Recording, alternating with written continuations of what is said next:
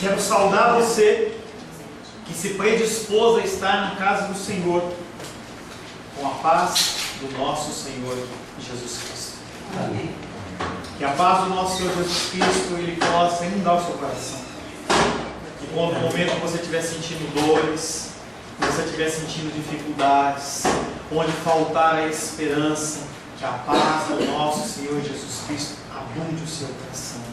Quando você olhar e ver apenas um grande muro e não ver nenhuma saída, que a paz do nosso Senhor Jesus Cristo abunde no teu coração.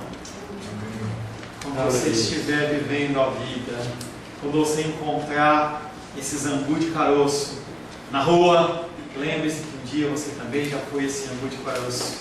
E que o Senhor possa inundar o seu coração de paz. Nos projetos, nas ações, nas falas, nos pensamentos, em tudo o Senhor Ele possa inundar o teu coração de paz.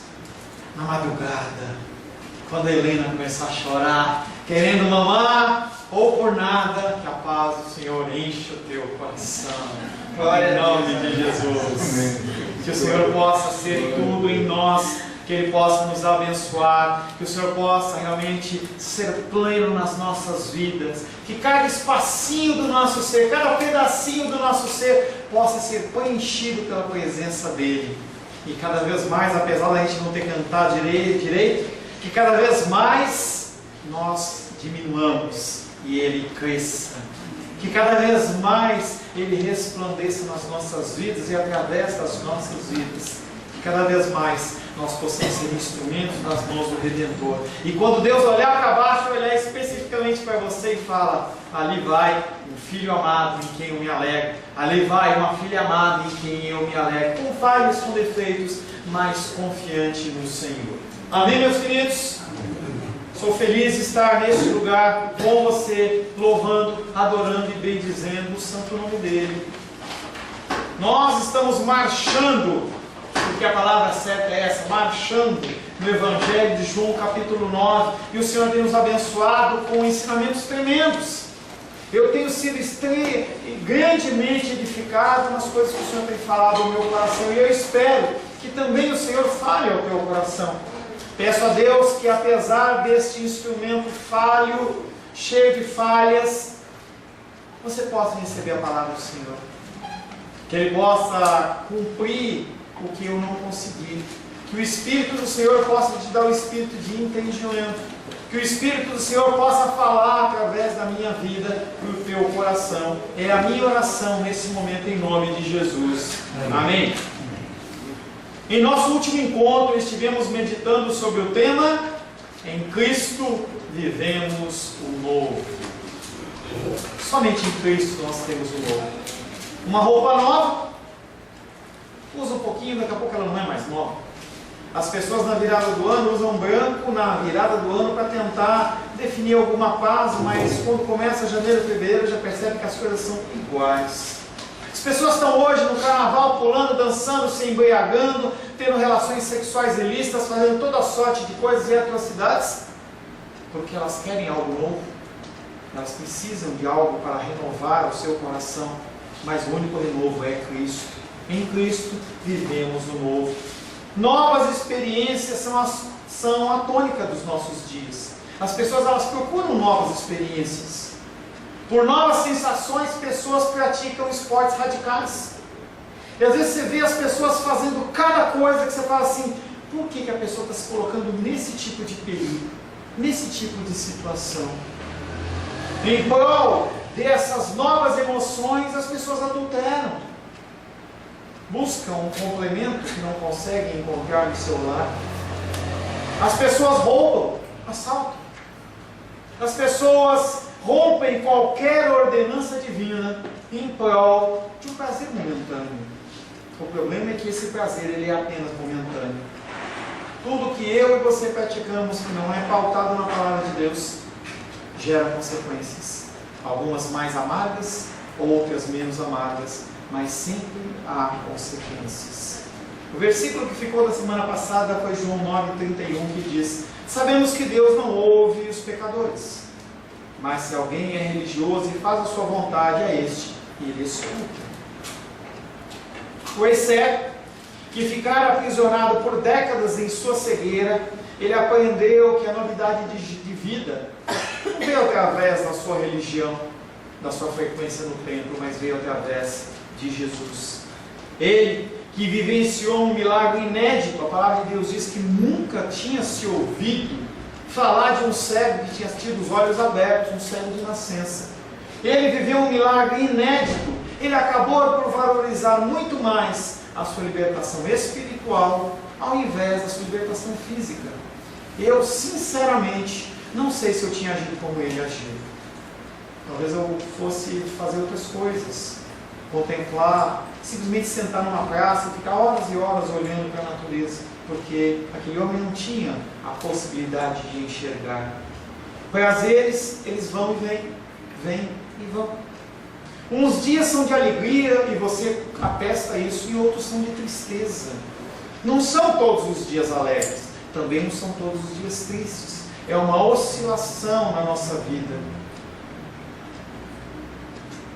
Um dia estamos com saúde, ou estamos com a nossa conta bancária em ordem. Outros dias não tão assim.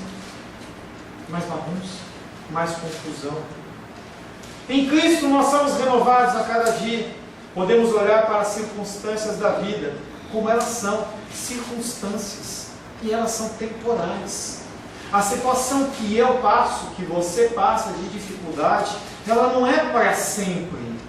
Não é algo que é gravado na sua vida, não é como se fosse uma prisão perpétua, em que a pessoa recebe uma sentença, ela vai para a prisão e ali aquela pessoa ela está presa pelo resto da sua vida.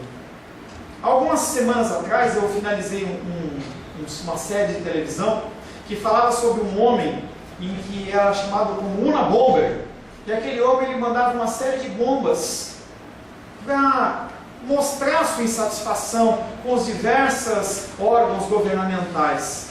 Até que chegou um momento que aquele homem foi preso. E aquele homem foi julgado. E ele foi condenado a sentença perpétua dentro de uma solitária.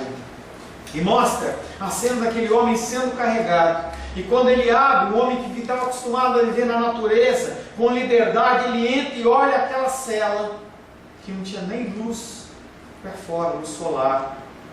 Tudo de concreto, e aquele homem fecha a porta.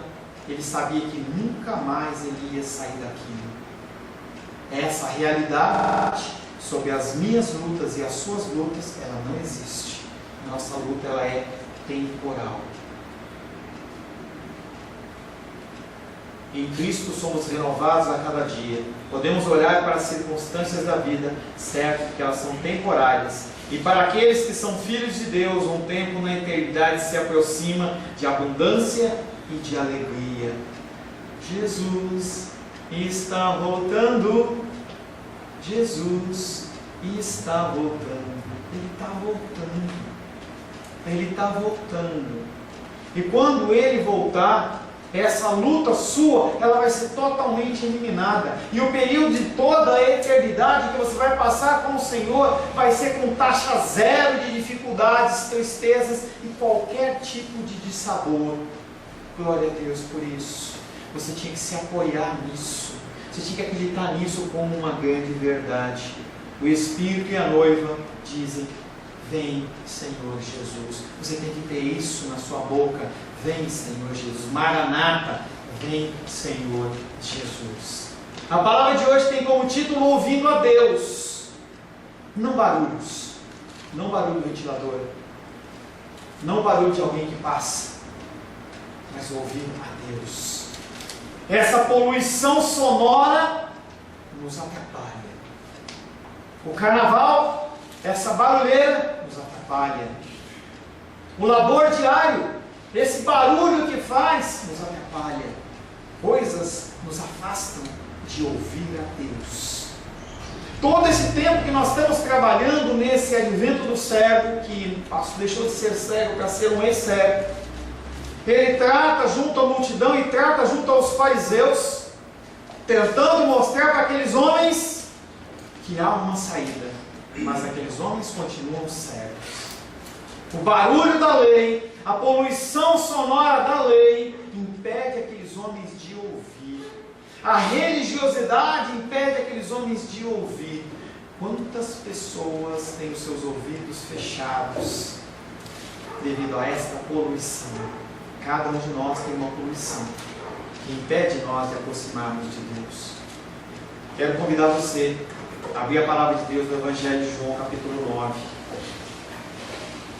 Creio que no domingo que vem será o último dia que nós trataremos João, capítulo 9. Mas esse evento do cego, ele finaliza hoje.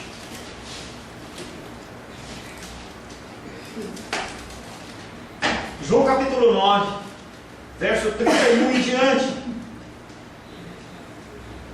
30 em diante, verso 30 em diante. João capítulo 9, verso 30 em diante. Respondeu-lhes o homem: nisto é de estranhar, que vós não saibais de onde ele é, e contudo me abriu os olhos.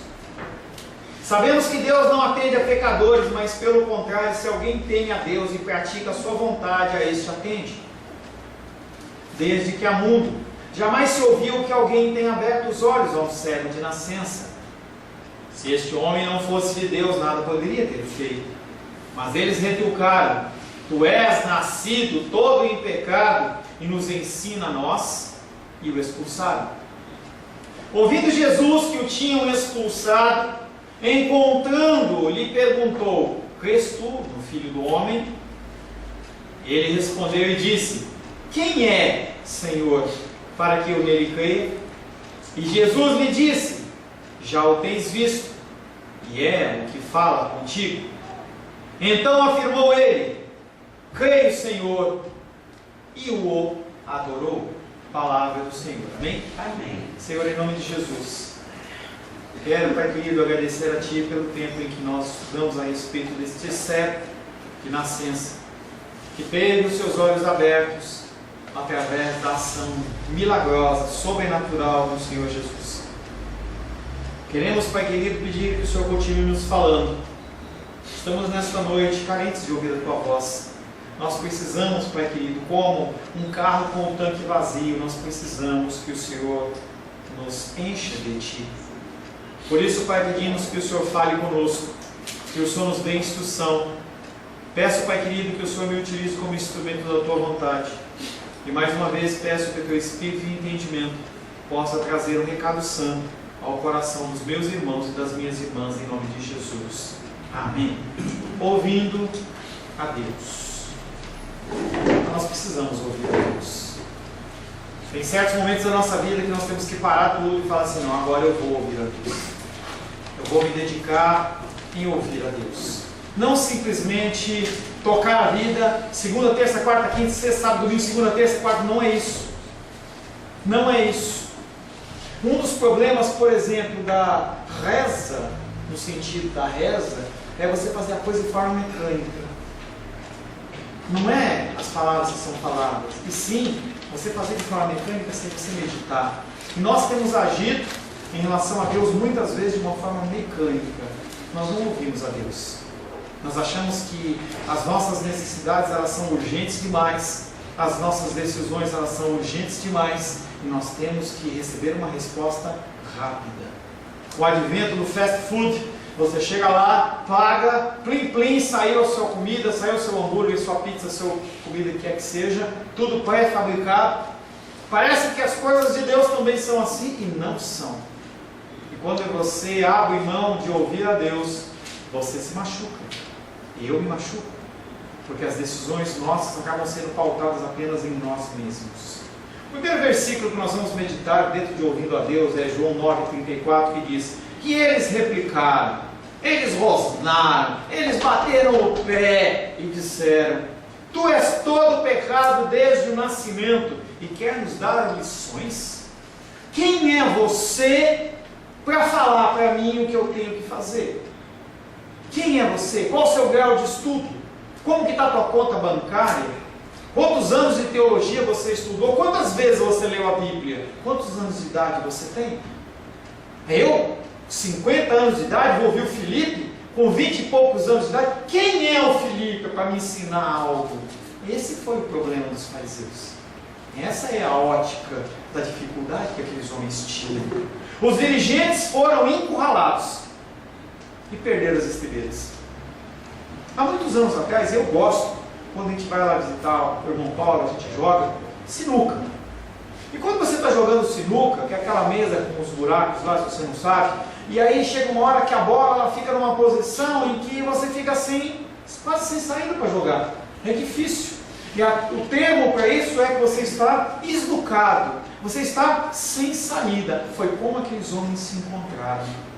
Eles ficaram tão ofendidos com a fala daqueles que eles consideram ignorantes, que nem pesam a aplicação do princípio que ele estava ensinando, que ele estava trazendo. Uma pessoa mais humilde, com menos ensinamentos, com menos conhecimentos, não proeminente, não com vestes bonitas, mas que estava ensinando algo importante. A emoção tem esse efeito. Quando nós temos um cristianismo emotivo, isso é verdade, acontece. Você e eu somos levados pela emoção muitas vezes. As pessoas falam coisas que parecem que vêm de Deus, mas não vêm de Deus. Mas simplesmente porque toca na minha emoção, eu aceito aquilo como verdadeiro e eu machuco. Eles estão tão convencidos de que Jesus é, na melhor das hipóteses, um charlatão, ou pior, que ele é um usurpador das leis que eles professam, que eles preferem se esquecer das promessas que estavam nas Escrituras. Haviam promessas. Aqueles homens sabiam das promessas. Promessas que falavam da abertura dos olhos aos cegos. Em que cegos iam ter os seus olhos abertos. Em que coxos andariam. Em João capítulo 5 nós falamos sobre isso. Coxos andando. Cegos tendo seus olhos abertos. Pessoas com espíritos imundos tendo esses espíritos expulsos. Pessoas sem conseguir falar, falando. Mortos ressuscitando. Isaías 29, 18. Naquele dia, os surdos ouvirão as palavras do livro, e os cegos, livres já da escuridão e das trevas, as verão. Verão o quê? As palavras do livro. Há textos e textos bíblicos em Isaías e em outros que falam da vinda do Messias, mas o coração deles se fechou. Eles não queriam ouvir mais a Deus. Eles queriam ouvir coisas que eram do momento, da situação deles. Quantas pessoas se colocam numa posição de que eu sou sábio demais, eu não tenho nada a aprender.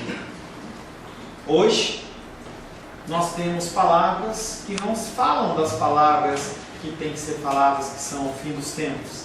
A segunda volta de Jesus, arrependimento.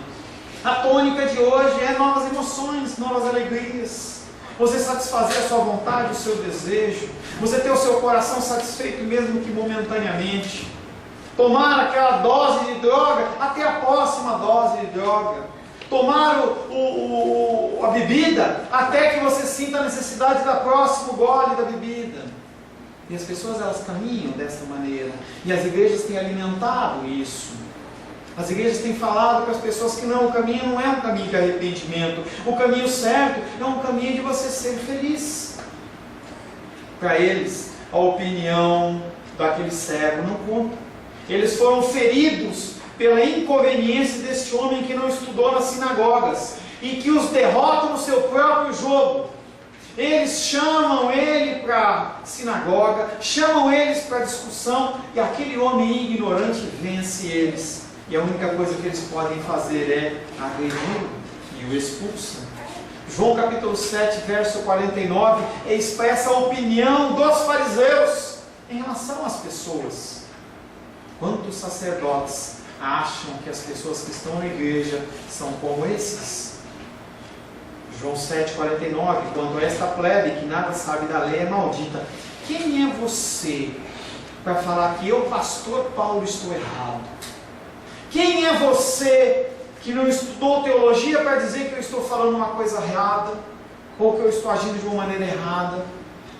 Quem é você? As pessoas elas acham que isso é verdade.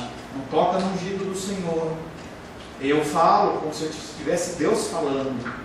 Isso é o que as pessoas acreditam, mas não é o que as Escrituras falam. Eu sou um homem, você é um ser humano como eu. Mas para aqueles dirigentes, aquelas pessoas, elas não sabiam nada e não tinham direito de ser ouvidas. E Deus, Ele é maravilhoso. Fazendo isso, eles involuntariamente confirmam todos os pontos que o interrogatório deles queria derrubar. Se você analisar esse texto de João capítulo 9, você vai perceber que todo o processo que aqueles homens queriam de desconstruir a palavra de Deus, de mostrar que Jesus não era nada, que aquele homem não era cego, que não havia nada, caiu tudo por terra através das suas próprias palavras. É aquele ditado popular: o cara preparou a forca e ele mesmo se enforcou. Primeira coisa que acontece quando ele fala: tu és todo pecado desde o nascimento. Eles estão falando que aquele homem era o quê? Cego de nascença. Eles estão confirmando que aquele homem era cego. Perante a multidão, perante os outros sacerdotes, eles falam: você realmente era cego de nascença. Eles afirmam que a doença veio devido ao pecado. Isso é importante. Esse nascimento do cego em pecado gerou essa enfermidade. É o que eles estão falando. E depois eles vêm dizendo que Deus não age através de pecadores. Está na lei deles. Eles sabem disso, é uma verdade para eles. E esse versículo pega eles pelo pé e não deixa com que eles escapem. Porque se Jesus Cristo curou aquele homem que era cego de nascença, e Deus não atende a pecadores, Jesus Cristo vem de Deus. Jesus Cristo vem de Deus. Não tem como eles negarem. Eles queriam desconstruir, mas na verdade eles atestaram aquilo tudo que o servo estava falando. Que maravilhoso quando Deus ele converte a maldade do homem em benignidade. Quando o homem quer destruir a minha vida e a sua vida, e o Senhor transforma isso em bênção, transforma isso em privilégio. Sem saída e mais argumentos, fazem o que lhes é possível fazer. Os expulsam, ou expulsam da comunidade. Não tem como lidar mais com esse homem. Nós já testamos tudo que ele está falando. Se ele estiver aqui, vai converter mais gente. Então o que eu faço? Expulso ele. A sinagoga, regida pelos dirigentes, é apenas um lugar de trevas. Infelizmente, muitas igrejas também são lugares de trevas. Abrigam cristãos verdadeiros, mas tem trevas. Em que não se fala do amor de Deus, não se traz as pessoas ao arrependimento, ao convencimento, a estar mais próximos de Deus. Com isso eu não falo que a nossa igreja é perfeita. Vai começar de mim. Você tem N igrejas que você pode congregar, de toda sorte e espécie, que vão trazer a palavra de Deus, mas também há um outro grande número que são trevas. Com a sua mentira, eles quiseram apagar a luz que é a vida, mas não conseguiram. Então, não conseguiram dissuadir aquele homem. O que podem fazer é apenas expulsá-lo. João capítulo 9, verso 35 diz: ouvindo Jesus que o tinham expulsado, veio então encontrar-se com ele e lhe disse: crês tu no Filho do Homem? Quem foi buscar o homem? Jesus. Esse homem não foi atrás de Jesus. Jesus foi atrás dele. Jesus sabe que há algo que é impossível para o homem, que é essa disponibilização. Se ele não fosse ao homem, ele nunca iria encontrar Cristo. O importante desses julgamentos que eles existem de verdade. Mas importa que você esteja do lado certo, e o lado certo é de Cristo. O primeiro tipo de julgamento é um julgamento em que você é julgado injustamente. Você é julgado injustamente por defender as coisas que Cristo apoia, pelo que Cristo fala. E eu digo para você que se você não for expulso deste lugar, é melhor que você saia por conta própria. Como o caso do cego. Se aquele homem cego não tivesse sido expulso, talvez ele tivesse se embainhado no meio daquele conceito fariseu e virasse mais um fariseu. Deus muitas vezes te livra de lugares te humilhando. Aconteceu comigo. Talvez tenha acontecido com você. Em que Deus ele usa de um método duro, radical, porque sabe que você não vai se mover, e ele age. A segunda forma de julgamento é um julgamento em que Cristo preside esse julgamento e você está errado. Que perigo isso! Que perigo você ser julgado numa condição e se encontrar em falta perante Deus. E o julgamento humano dentro da igreja ele existe, segundo padrões estabelecidos em Mateus, no Evangelho de Mateus. Já falei várias vezes sobre isso. E se você é encontrado em falta, nada mais ocorre, nada mais tem a se fazer, a não ser te expulsar. Que foi a medida que aqueles homens fariseus fizeram, mas com a motivação errada. Cuidado com os julgamentos, cuidado com o que você tem passado, cuidado com o que você tem vivido. Então Cristo encontra aquele homem, não mais no templo, não mais na sinagoga, mas andando. Talvez andando de um lado para o outro, querendo procurar um lugar para poder adorar a Deus. Não sei, a Bíblia não nos especifica isso. O homem curado, ele nunca vira Jesus e não se encontra com ele desde que tinha saído para se lavar no tanque de Siloé, lá em João capítulo 9, verso 7. Ele viu Jesus Cristo uma vez, por um breve momento. E no primeiro momento ele encontra Cristo cego. Jesus faz todo aquele ritual com barro e manda ele se lavar. Quando ele volta, ele está enxergando. E ele viu Jesus uma vez. Depois ele não vê mais Jesus. Uma vez que Jesus o encontra, ele pergunta para aquele homem: crês tu no Filho do Homem? Crês tu no Messias? Mas será que aquele homem está sendo indagado por Jesus no intuito de saber se ele acredita que Jesus, que o Messias existe ou que vai vir? Na verdade não é isso. Porque ele não conhece o Messias. Como é que Jesus Cristo pode perguntar para ele se ele crê no Messias se ele nem conhece o Messias? Mas a verdade é, ele está falando para ele: você está disposto a pôr a sua confiança no Messias? Você está disposto a render a sua vida para o Messias? Você está disposto a abandonar tudo como aquele rico, abandonar tudo e seguir o Messias?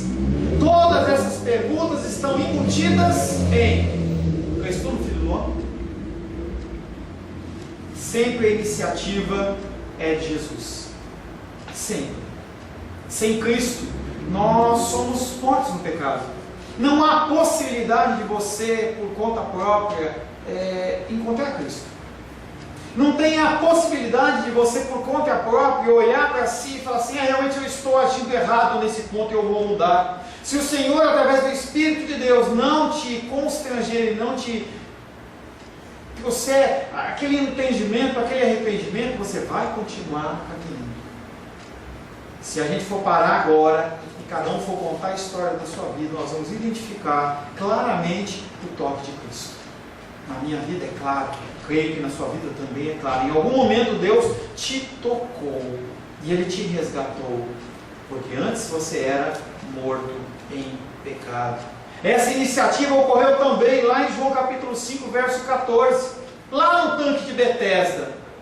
Mas mais tarde Jesus o encontrou no templo e lhe disse: olha, que já estás curado, não peques mais para que não te suceda coisa pior.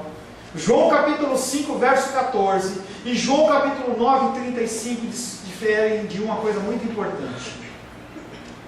No primeiro, com o inválido, Jesus olha para aquele homem e fala assim: vá e não peques mais. Aquele homem havia sido convertido apenas fisicamente, não de coração. E Jesus olha para ele: vai e não peques mais. Mas e com esse homem ele não faz isso, porque aquele homem, sem se encontrar com o Messias, tendo apenas um contato com a maravilha do Senhor através da sua cura, apenas ele ter sido tocado no coração já gerou a fé em que levou ele perante o sinagoga, perante os fariseus, a ver toda essa discussão, que começou lá em João capítulo 9, verso 1, e vem até João capítulo 9, verso 34. Aquele homem, ele mostrou que apesar de não conhecer Cristo face a face, ele tinha fé. E ele não foi justificado por obras, mas ele foi justificado pela sua fé, como Abraão. Abraão foi justificado pela fé. Romanos 3, 28 diz: concluímos, pois, que o homem é justificado pela fé, independente das obras da lei. Eu sou justificado pela fé, você é justificado pela fé, independente do que você venha fazer ou não, você é justificado pela fé em Jesus Cristo. Aquele homem viu a luz e não consegue mais ceder às trevas. É algo que tem que ser um exemplo para mim e para você. Como você tem lidado com as situações humanas do dia a dia. Em coisas que você já aprendeu, conhece, sabe que são verdade, como que você age? Como você age? Muitas situações nos são impostas no dia a dia. Situações em que eu como pastor não vejo o que você faz. Em que a sua esposa, o seu marido, o seu filho, a sua filha, o seu tio, a sua tia, sua mãe, o seu pai, não veem o que você faz. São feitas em situações meio secretas. Mas como você lida com isso? Você permanece no caminho das trevas ou você muda para o caminho da luz? Aquele homem não cedeu às trevas. Ele podia simplesmente ter falado assim: olha, vamos negociar aqui, fariseus. Ou você acha que não podia acontecer o que eu vou te falar agora? Fariseus, vamos fazer o seguinte: eu vou negar esse Jesus Cristo aí, e vocês me arranjam uma casa legal, um lugar para eu morar, e dão um salário por mês, e eu vou falar que é tudo mentira. Aconteceu com quem? Com Judas. Aqueles homens estavam dispostos a tudo para calar o Evangelho. Se aquele homem se colocasse nessa situação, eu tenho certeza que alguém ia fazer algum acordo. Mas aquele homem disse: não, eu já conheci a luz, não posso abrir mais mão do que eu acredito. Jesus não abandona aquele que foi fiel à nova visão e a si mesmo, de si mesmo e do mundo. A partir do momento em que você entrou nos caminhos do Senhor, Ele está contigo. Ele não te abandona. Mas pastor, eu não consigo ver. Mas Ele está com você. Mas eu não consigo enxergar. Mas Ele está com você. Ele te segura pela mão. Porque Ele sabe que você não consegue caminhar sozinho. Ele sabe que você não consegue tomar as decisões certas sozinho. Por isso que Ele está comigo e com você para todo sempre. Por isso que Ele envia o Consolador, para Ele ficar conosco, não perto, não dentro da mesma casa, mas dentro do nosso coração. Se espiritualmente tivesse como você abrir o seu peito, você ia ver a figura do Espírito Santo de Deus habitando dentro do seu coração. É uma realidade para todo cristão. Não é algo que eu estou falando, é a palavra de Deus que diz que Ele não nos abandona, Ele é conosco. Salmos 27 diz: porque se o meu pai e a minha mãe me desampararem, o Senhor me acolherá. E Ele coloca uma situação extrema. Pelo menos em teoria, aqueles que nos amam mais são os nossos pais. Em teoria. Porque tem muito pai que faz coisas impensáveis. Mas dentro de uma regra, o pai e a mãe sempre dão a vida pelos seus filhos. E o salmista pega esse exemplo para dizer: mesmo que este amor, que é grande, que é enorme, acabe, eu estou com você.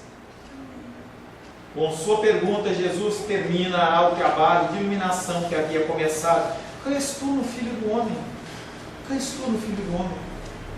Sua ação, a ação de Jesus, fizeram o cego descobrir em si mesmo uma nova condição humana que antes desconhecia. E isso lhe deu um novo saber, uma nova consciência de si, diante da opressão dos líderes religiosos.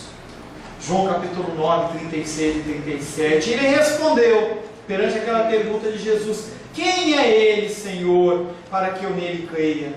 Jesus disse: tu estás vendo, é quem fala contigo. Sou eu. Sou eu. O homem já tinha aceito interiormente a Jesus, mesmo sem o conhecer. Mas uma coisa faltava: que aquela experiência que ele havia tido com o Senhor se convertesse numa fé genuína, sabendo a procedência que era através do Messias. Apenas em Jesus há o cumprimento perfeito dos desígnios de Deus para a vida do homem. Apesar de ainda não ter alcançado um claro conhecimento de Cristo, ele era obediente e disposto a receber a instrução, porque essas palavras que ele disse: onde está para que eu nele creia? Onde está para que eu nele creia? Ele está dizendo: onde está ele para que eu seja obediente a ele? Para que eu abra mão de tudo, para que eu o siga. Ele está falando: cadê esse homem para que eu possa abraçá-lo? Para que eu possa estabelecer um relacionamento de intimidade, convidá-lo para comer na minha casa. Onde está esse homem? É esse que está te falando. Apesar de não ter alcançado um claro conhecimento, ele estava disposto a identificá-lo para poder expressar a sua fé. Como a samaritana, primeiramente aquele homem vê Jesus como um profeta. Senhor, disse-lhe a mulher, vejo que tu és profeta samaritano, junto ao poço de Jacó. Ela reconhece Jesus como um profeta. Após esse reconhecimento inicial, Jesus se revelou a ela como Messias. João capítulo 4, verso 25 e 26. Eu sei, respondeu a mulher, que há de vir o Messias chamado Cristo. Quando ele vier, nos anunciará todas essas coisas. Disse Jesus, eu sou, eu que falo contigo. Maravilha, maravilhoso. Ora, aquele que fora certo pode identificar Jesus como tudo isso e muito mais. Você pode identificar Jesus como aquele que é a sua provisão, como é o seu companheiro, a sua companheira, aquele que enxuga as suas lágrimas, aquele que ri com você das piadas, aquele que se alegra com a sua alegria e chora também com a sua tristeza. Esse Jesus é isso. Esse Jesus é o que vai te libertar da dificuldade financeira, da dificuldade da saúde, do problema emocional, da depressão e tudo mais. Mas muito mais que isso, Ele é o Messias. Ele é o Cristo. Ele é o Jesus. Ele é aquele que está junto com você e pode todas as coisas. Nós temos tão baixas expectativas em relação a Cristo. Nós achamos que o cristianismo se resume a conceder coisas, a simplesmente você receber uma casa, um concurso, uma família. Tão baixas expectativas, sendo que Deus, através de Cristo, tem muito mais para nós. Naquela revelação, Jesus está convidando o homem para colocar a sua confiança nele, o único que é a expressão de Deus ao homem, não ao outro. Nós respeitamos os católicos romanos. Você não tem que desrespeitar o seu credo, as suas imagens, ir lá e pegar uma imagem e quebrar, ou chamar ele de alguma coisa. Não há sentido. Entenda que nós, pela graça e misericórdia de Deus, temos entendido que o único que pode nos libertar é Jesus Cristo. E aquelas pessoas, de uma certa forma, elas expressam a fé dela como a figura desse cego, em que eles querem crer, e o que eles conhecem é aquilo, porque não lhe foi apresentado uma coisa diferente. Então eles firmam a sua fé naquilo.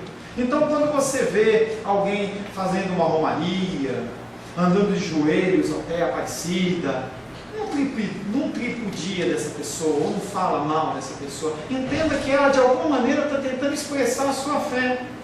E você tem o privilégio de conhecer a fé apenas através de Jesus Cristo. E nós temos que saber que isso é realmente um privilégio. Aquele cego não conhecia Cristo, mas adorava Cristo.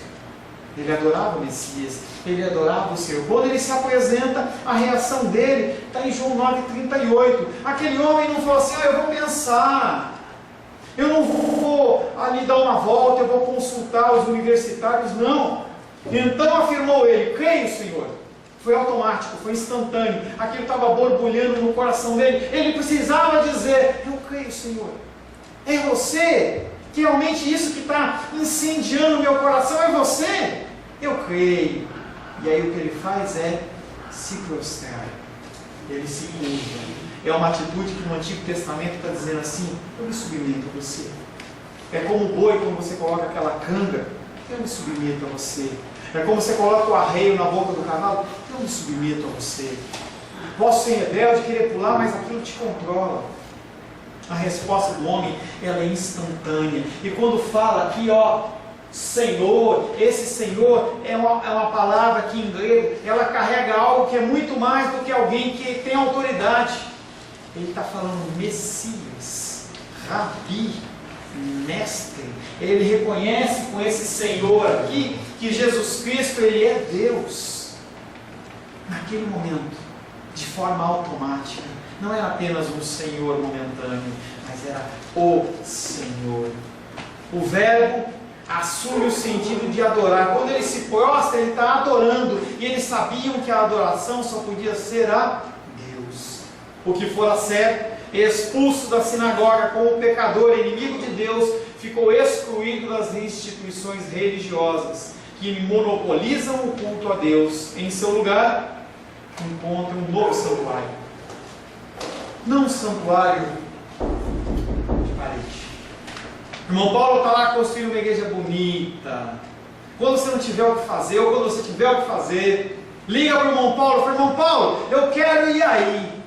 Eu quero nem que seja para fazer assim, ó, eu quero colocar um tijolo, o senhor me ensina, e eu vou só colocar um tijolo. Eu tenho certeza que ele vai ficar extremamente feliz em você ir lá e falar assim: olha, eu vim lá de Ceilândia, eu vim de Santa Maria, eu vim do Guará, e eu vou colocar só um tijolo. Eu quero participar. Mas aquela obra que o irmão Paulo está fazendo com amor a Deus, não é nada sem vidas. É só um lugar, é só um espaço físico. Porque o verdadeiro templo do Senhor chama-se você. Você é o altar de adoração a Deus. É aí que a adoração verdadeira ocorre. É aí que a verdadeira adoração acontece. Em seu lugar encontra o novo santuário de Jesus, onde se presta o culto que foi anunciado à mulher samaritana, a qual não se localiza em edifício, mas no homem. Pastor, então não vou vir mais para a igreja porque eu sou o templo. Não estou falando isso. Nós temos que nos reunir para congregar. É princípio cristão. Deuteronômio fala isso, Hebreus fala isso, outras passagens falam sobre isso. Mas você tem que ser igreja aí fora também. Você tem que demonstrar o amor aí fora também. Falar hoje pela manhã, o crescimento de graça é a manifestação dessa porta para fora. Como nós temos agido, como nós temos feito. Aquele homem entendeu isso. Ele é um dos adoradores que o Pai busca. João 4, 23. Mas vem a hora e já chegou. Não é para amanhã, não é para segunda-feira, não é para terça, não é para semana que vem, não é para o mês que vem. Mas vem a hora e já chegou em que os verdadeiros adoradores adorarão o Pai em espírito e em verdade. Como que você adora o Pai em espírito e em verdade? Colocando as palavras dele em prática. Não tem problema, deixa o papelzinho. Em prática. Essa semana eu fiquei sabendo de uma coisa que eu fiquei muito feliz, muito contente. Não vou falar o nome, eu aprendi com a minha esposa a não falar o nome. Tá? Mas eu ouvi essa história e eu fiquei muito contente. Diz a lenda que uma pessoa encontrou um maço de dinheiro. Dias de hoje, todos têm dificuldades, todos têm utilização para qualquer soma de dinheiro. E o normal era... O normal é esse. E aí aquele homem chega com outra pessoa e fala assim: você perdeu dinheiro? Você perdeu? Não, eu não perdi. Você perdeu o dinheiro? Não. Por que você está perguntando isso? Eu achei uma soma de dinheiro e não é meu. Não estou entendendo. Por que você não põe no bolso? Achado não é roubado. Não, não é meu. Não preciso disso. Não preciso disso. Parece a pessoa que precisa. E a pessoa fica feliz. As pessoas olham e falam assim: existe isso? É verdade isso? O que você está falando? Aí eu pergunto para você: quando o Evangelho for pregado, ele vai receber mais valia ou menos valia? Através da boca dessas pessoas que agem conforme a palavra. Eu dei um exemplo para você, mas pode ser em qualquer área da sua vida. Desde um valor para uma faxineira, desde uma ajuda num farol, qualquer coisa. Quando você falar de Deus para essas pessoas, será que você não está sendo mais boca de Deus?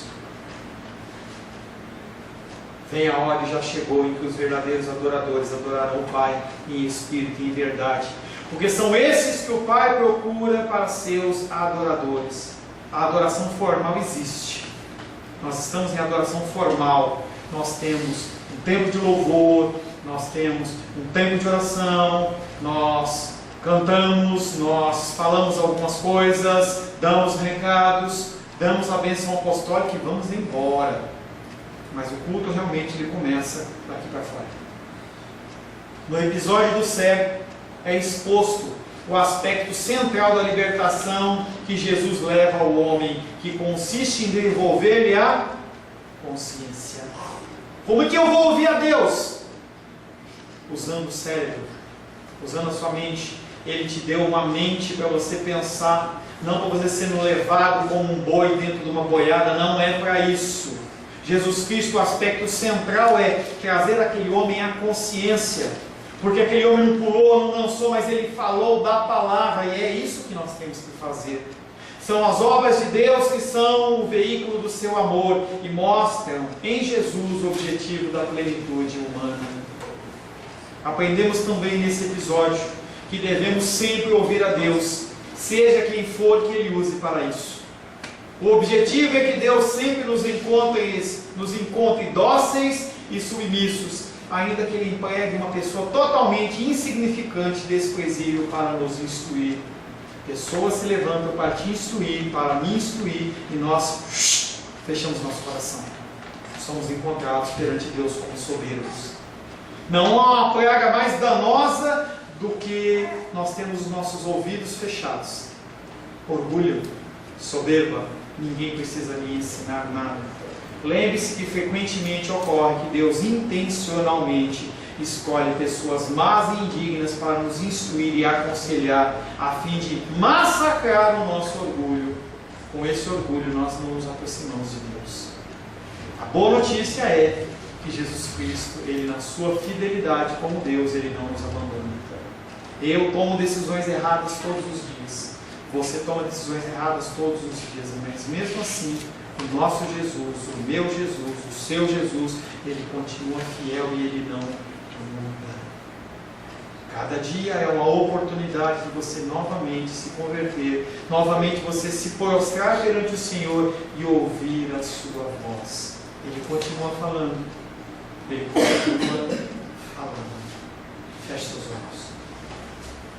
Senhor Deus, te agradecemos, porque além dos nossos ouvidos físicos, nós temos os nossos ouvidos espirituais. Ouvidos, Pai, que o Senhor nos concede para ouvir a Tua voz, para discernirmos o que é certo, o que é errado, o que vem de Deus, o que não vem de Deus, o caminho a tomar, o caminho a não tomar. E nós, Pai querido, entregamos as nossas vidas, o nosso caminhar, como este servo. Nós cremos no Senhor, nós nos prostramos perante a Sua presença, perante a Tua grandeza, e pedimos, em nome de Jesus, que o Senhor não nos lance fora da Tua presença. Pelo contrário, nos achega, Pai, se achega a nós, nos atrai, Pai querido, com o Teu amor, nos atrai com o Teu calor. Se conosco hoje e até o dia, Pai querido, em que nós venhamos a Te conhecer face a face. Como aquele cego, nós temos no nosso coração, Pai querido, o amor, a dedicação, o desejo de Te servir, mas nós ainda não o encontramos face a face.